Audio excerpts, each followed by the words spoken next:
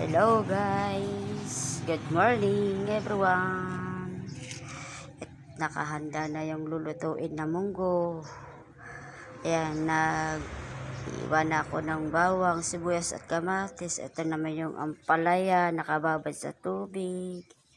Tapos ito yung munggo, nalaga na.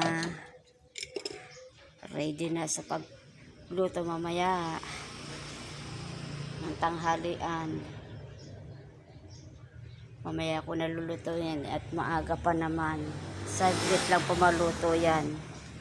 Tapos ito po yung